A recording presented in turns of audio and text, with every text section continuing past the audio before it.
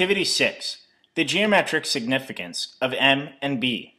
This is a part of Unit 2, Modeling Linear Relations. Different formats to describe information. We have a table of values, a graph, and an equation.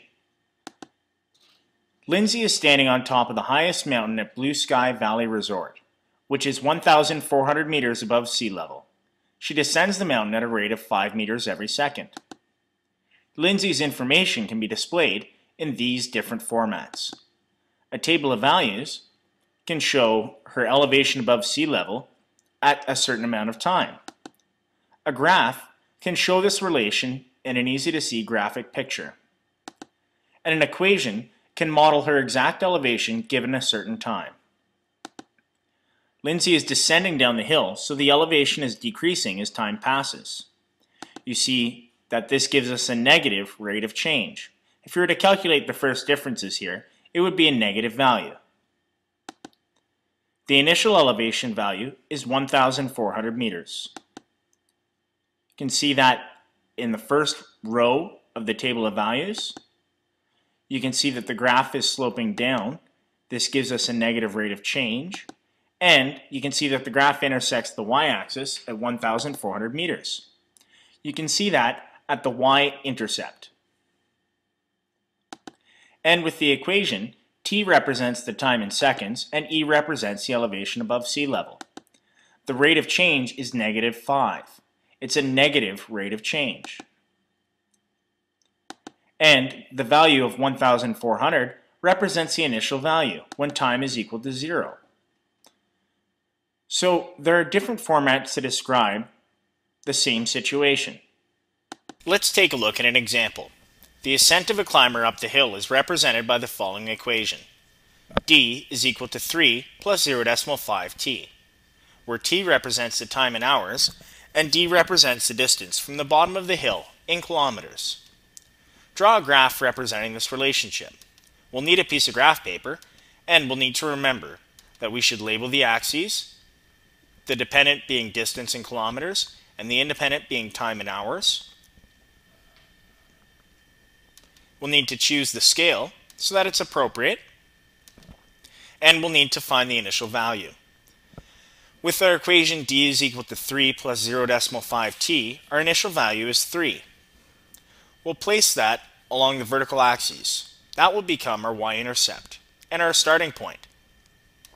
This means that the climber started walking when he was already 3 kilometers above the bottom of the hill. Next, we'll need to find the rate of change. With our equation, this is 0.5. This means that the climber is walking half a kilometer in 1 hour, 1 kilometer in 2 hours, 3 kilometers in 2.5 hours, 4 kilometers in 3 hours, etc. So we can use this information, the rate of change, to help us plot the next points in our graph. And then we can connect all of these points with a straight line.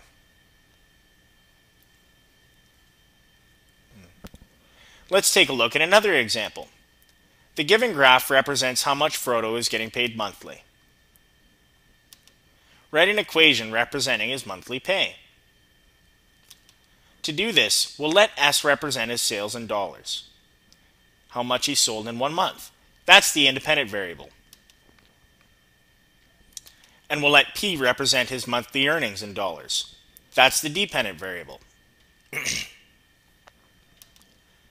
We need to find the initial value B. Our initial value is the y-intercept, where the graph intersects the vertical axes. That's 1,200. Next, this means that Frodo gets paid $1,200 per month, no matter how successful he is at sales. Next, we'll need to find the rate of change, or slope, M. We do this by taking the difference in vertical change over horizontal change, or the rise over the run. There are many ways of doing it. You can do it graphically, you can do it from a table of values, or you can do it from a known equation. For example, we've got our rate of change, or our M. We're going to do this graphically. We see a point where it seems to cross at a known place of scale. We can calculate the rise of $600 for a run of $10,000. So the slope m is 600 over 10,000, or 6 over 100, or 3 over 50. We have to make sure that we're always reducing our fractions. So now we know the initial value b and the slope m. We can model the equation from y equals mx plus b. Or you can choose different points on the graph.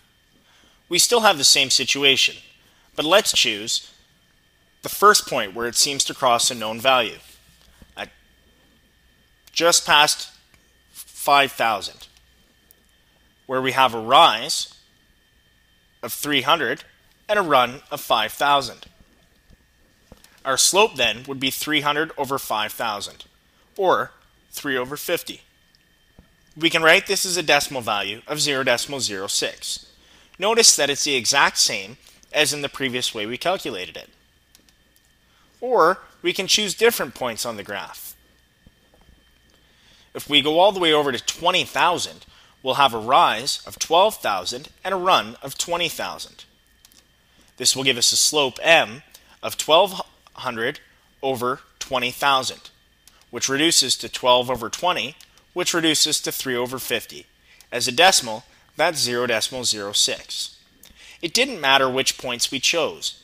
This is because the slope of a linear relation is always constant. So no matter what 2 points you choose, just so long as your graph is accurate and you're reading it well, you'll come up with the same slope. So we've got our rate of change. It's 0.06. This means that Frodo gets paid 6% of his total sales. That's a commission. This is an example of a partial variation. If we want to write the equation, since the graph is linear, we can write it as a linear equation.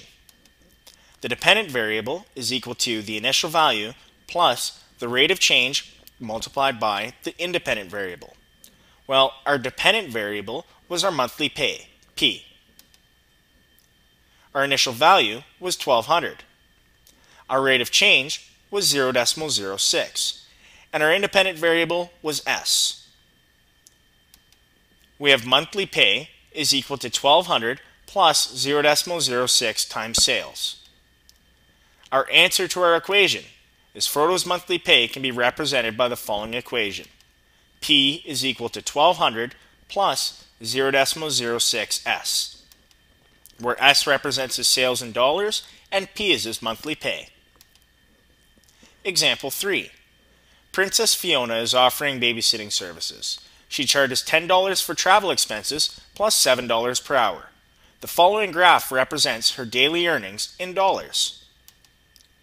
H is the number of hours worked, and E is her daily pay. The following equation is an algebraic model of her daily earnings. E is equal to 10 plus 7H. Recall that 10 was her charge for travel expenses. That's a constant initial value. And 7 was her rate per hour. Question 1. How will the graph in the equation change if she decides to increase the flat fee for her expenses to $15? Go ahead and think about this for a second, write down your response, and come back to check and see if you're correct.